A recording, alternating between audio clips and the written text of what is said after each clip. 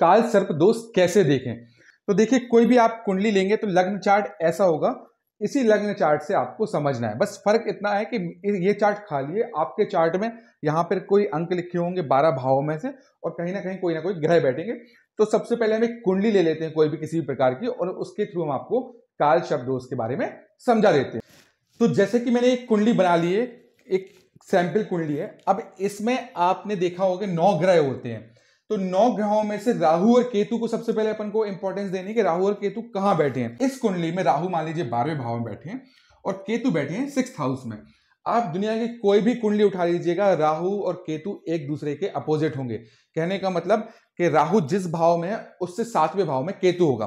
For example, यदि राहु कुंडली में यहां बैठेंगे तो यहां से 1 2 3 4 5 6 7 केतु आपको यहीं मिलेंगे।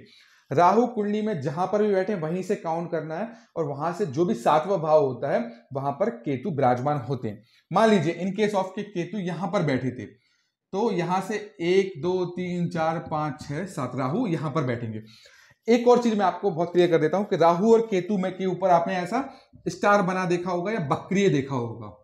तो राहु और केतु हमेशा बक्रिय होते हैं, ये कभी भी मार्गीय नहीं होते हैं। दुनिया की ऐसी कोई भी कुंडली नहीं होगी जिसमें राहु और केतु बक्रिय ना हो, ये हमेशा ही बक्रिय होते हैं। तो इस चीज को लेकर बिल्कुल निश्चिंत रहिएगा। काफी लोग क्योंकि प्रश्न करते हैं कि मेरे राहु या केतु वक्री हैं तो क्या करें, तो सबके वक्रीय होते हैं।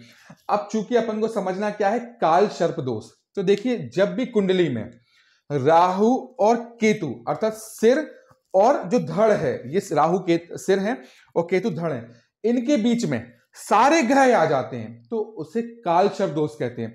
अब मान लीजिए ये राहु है, तो राहु काल सर्प मतलब जैसे सांप की जो पोजीशन होती है, तो मान लीजिए ये सांप का कोई ऐसा मुख है तो वो इस तरीके से पूंछ तक गए हैं और इसी बीच पूरे ग्रह आ गए हैं, तो ये एक काल सर्प दोष लग गया है। मान लीजिए बहुत सारी कुंडलियां ऐसी भी होती हैं कि इसके विपरीत यहां पर केतु बैठे हैं और यहां पर राहु बैठे हैं, और राहु से केतु के बीच में तो कोई भी ग्रह नहीं है, पर केतु से राहु के बीच में ग्रह आ रहे हैं, तो इसे काल सर्प दोष नहीं कहते हैं, इसे काल अमृत कहते हैं।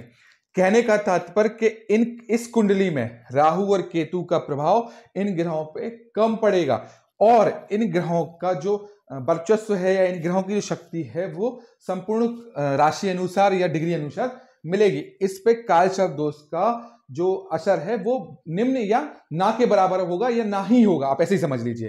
तो इसे काल अमृत कहते हैं, और राहु और केतु के बीच में जब सारे ग्रह आ जाएं तो इसे काल सर्प दोष कहते हैं।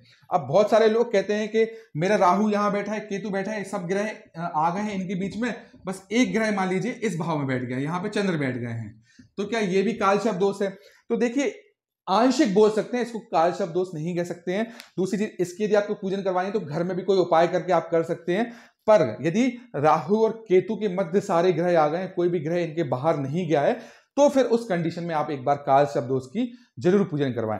ये एक बेसिक सिंपल सा कॉन्सेप्ट है, इसके द्वारा आप अपनी कुंडली में देख सकते हैं कि आपकी कुंडली में ये दोष है कि नहीं है। और यदि काल अमृत आपके में है तो ये बहुत ही अच्छा माना जाता है, इसको कभी भी नेगेटिव नहीं लेते, उसका नाम ही है काल अमृत। तो एक प्रकार से अच्छे फल देने वाला, अच्छा प्रभाव देने वाला।